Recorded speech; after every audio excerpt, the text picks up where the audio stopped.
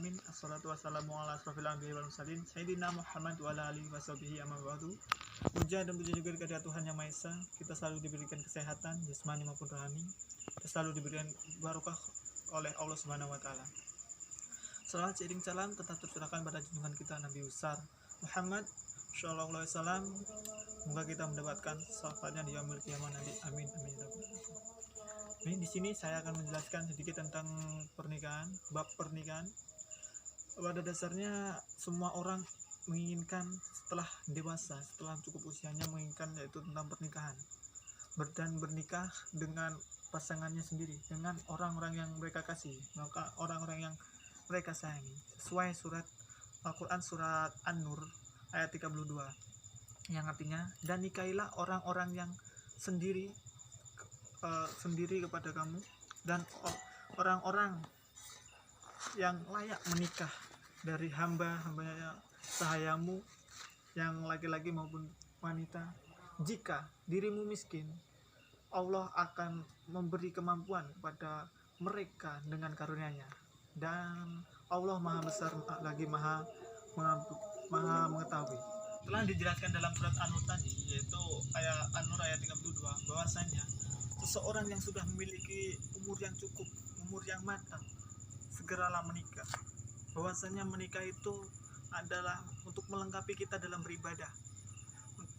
Seperti yang diriwayatkan oleh Baihaqi, Sallallahu alaihi wasallam bersabda, apabila hambanya menikah, maka sempurnalah sempurnalah separuh agamanya, dan takutlah kepada Allah Subhanahu wa taala dengan separuh yang lainnya. Terus diriwayatkan oleh Baihaqi bahwasanya yang diriwayatkan tadi, agama ingin menyempurnakan separuh agamanya, yaitu dengan cara menikah dengan orang-orang yang kita kasih, orang-orang yang kita sayangi. Dan dalam menikah juga banyak tujuan yang tidak cuma untuk kebahagiaan kita, tapi juga banyak tujuan dalam kita menikah. Yang pertama yaitu ada menjaga pandangan kita. Yang kedua yaitu untuk melahirkan keturunan yang soleh, soleha, dan menjadikan keluarga yang sakinah, mawaddah, warahmah. Sebelum menuju ke pernikahan, banyak syarat dan rukun Islam yang harus dipenuhi mempelai pria dan mempelai wanita. Karena salah satu syarat dan rukun itu wajib dilaksanakan untuk menuju ke pernikahan. Adapun syarat tersebut ialah, yang pertama adalah calon pria dan calon wanita saat akad tidak boleh diwakilkan, tidak boleh digantikan oleh orang lain. Harus itu yang melaksanakan akad tersebut. Dan itu juga calon pria dan wanita itu harus yang halal, bukannya haram. Walaupun haram sebentar ataupun yang belum menuju pernikahan, banyak syarat dan rukun yang wajib dikerjakan oleh mempelai wanita dan mempelai pria untuk menuju ke pernikahannya. Adapun syarat tersebut ialah, yang pertama adalah calon pria dan calon wanita saat akad tidak boleh diwakilkan, tidak boleh digantikan oleh orang lain. Walaupun itu sibuk, tetap calon mempelai pria tidak boleh digantikan. Selanjutnya yaitu calon mempelai pria dan wanita itu harus yang halal, bukannya haram. Walaupun haram sementara, walaupun selamanya itu tidak boleh. Apa sih definisi mempelai yang haram? Mempelai yang haram itu yaitu tidak memiliki hubungan darah. Contohnya yaitu saudara maupun saudara apa tidak boleh untuk dinikahkan sesama saudara. Yang selanjutnya yaitu adalah melalui hubungan persusuan. Apa sih contoh dari hubungan persusuan? Yaitu apabila dari pihak yang lain, pihak mempelai pria dan wanita dengan satu ibu yang sama, susu yang sama, itu tidak diizinkan. Dan yang selanjutnya yaitu memiliki hubungan kemertuaan, itu tidak dibolehkan.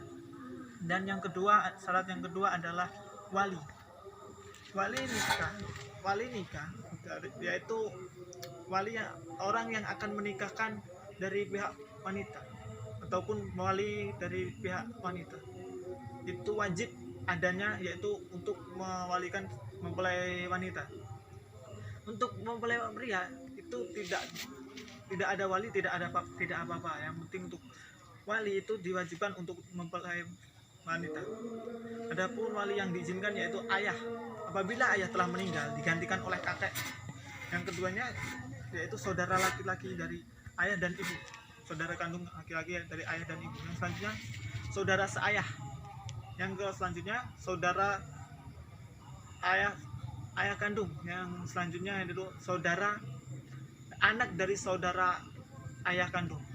Itu untuk wali nasab.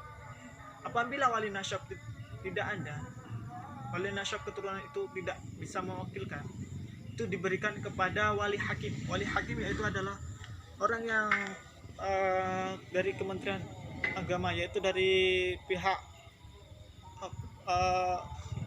penghulu, dan tidak diizinkan untuk wali wanita mempelai wanita itu dari keturunan ibu. Jadi apabila tidak ada dari keturunan ayah, itu bisa diwakilkan oleh wali hakim. Yang selanjutnya adalah saksi dari kedua belah pihak. Ketiga ada syaratnya saksi dari kedua belah pihak. Adapun orang-orang yang diperbolehkan yaitu dari menjadi saksi yaitu adalah saudara kandung, tetangga, sahabat atau teman yang kita percayai. Dan selanjutnya yaitu syarat dari saksi itu tersebut yaitu yang pertama adalah Islam, laki-laki, balik, merdeka, dan beradil secara adil. Tidak boleh antara dari mempelai itu tidak boleh saling tidak adil dalam pernikahan. Selanjutnya adalah syarat selanjutnya adalah mahar. Mahar adalah hal yang harus diberikan kepada seorang laki-laki, seorang mempelai pria dari permintaan dari seorang mempelai putri atau mempelai wanita. Mempelai pria wajib untuk memberikan sesuatu dari permintaan seorang wanita. Dan seorang mempelai wanita juga tidak boleh memberikan permintaannya secara berat yang sehingga tidak sanggup untuk mempelai prianya untuk melaksanakan permintaan dari seorang mempelai wanitanya. Apa saja sih yang diinginkan, yang diperboleh dari mempelai wanitanya? Semua apa yang dimintain, maupun benda, uang atau semacamnya, semua apa yang harus diminta dari mempelai wanita itu harus dikabulkan oleh mempelai prianya untuk menjadi tanda dalam pernikahan tersebut. Selanjutnya adalah ijab kabul. Ijab kabul ditandai dengan janji suci kepada Allah Subhanahu wa taala di hadapan penghulu, saksi, dan wali nikah. Mempelai pria saat ijab kabul wajib menegaskan suaranya, melantangkan suaranya tanpa terbata-bata saat melakukan ijab kabul agar terdengar oleh semua orang yang ada di situ. Ijab kabul juga dengan menyertai nama dari pihak mempelai wanita dengan menyebutkan nama lengkapnya, nama aslinya, serta binti dari siapa itu wajib disebutkan dengan mahar yang ada disebut. Saat ijab kabul juga pas dibantu oleh penghulu, walaupun itu diserahkan oleh wali hakim atau wali nasabnya akan dibantu secara baik. Dalam ijab kabul itu apabila mempelai pria mengulang ijab kabul lebih dari 3 kali, itu diharap diberhentikan, dijeda beberapa waktu, kemudian langsung mengucapkan kembali untuk mengijab kabul yang selanjutnya. Selanjutnya adalah rukun pernikahan. Rukun pernikahan yang pertama adalah calon mempelai pria dan wanita itu harus satu agama, yaitu adalah agama Islam. Dalam umat Islam tidak boleh ada agama lain dan agama lain dipersatukan, harus tetap satu agama, yaitu agama Islam. Yang kedua adalah mempelai pria itu tidak termasuk mahram dari mempelai wanita. Yang selanjutnya adalah wali akad nikah dapat izin untuk menjadi wali mempelai perempuan dengan izin seperti yang sudah dijelaskan tadi, yaitu wali nikah itu setelah mendapatkan izin itu wajib untuk menjadikan wali untuk bagi mempelai perempuan. Yang keempat adalah kedua mempelai pria maupun wanita tidak dalam ihram atau dalam berhaji ataupun umroh. Yang selanjutnya adalah yang kelima dan terakhir, rukun yang terakhir adalah tidak dalam paksaan. Suatu pernikahan untuk melakukan akad tidak dalam paksaan dari orang tua ataupun yang lain itu tidak diizinkan, tidak dalam rukunnya. Yaitu pernikahan itu harus dari keinginan kita, mempelai pria maupun mempelai wanita. Selanjutnya adalah rukun pernikahan. Rukun pernikahan yang pertama adalah calon mempelai pria dan wanita itu harus satu agama, yaitu adalah agama Islam. Dalam umat Islam tidak boleh ada agama lain dan agama lain dipersatukan, harus tetap satu agama, yaitu agama Islam. Yang kedua adalah mempelai pria itu tidak termasuk mahram dari mempelai wanita. Yang selanjutnya adalah wali akad nikah dapat izin untuk menjadi wali mempelai perempuannya dengan izin seperti yang telah dijelaskan tadi, yaitu wali nikah itu setelah mendapatkan izin itu wajib untuk menjadikan wali untuk bagi mempelai perempuan. Yang keempat adalah kedua mempelai pria maupun wanita tidak dalam ihram atau dalam berhaji ataupun umroh. Yang selanjutnya adalah yang kelima dan terakhir, rukun yang terakhir adalah tidak dalam paksaan. Suatu pernikahan untuk melakukan akad tidak dalam paksaan dari orang tua ataupun yang lain itu tidak diizinkan, tidak dalam rukunnya. Yaitu pernikahan itu harus dari keinginan kita, mempelai pria maupun mempelai wanita.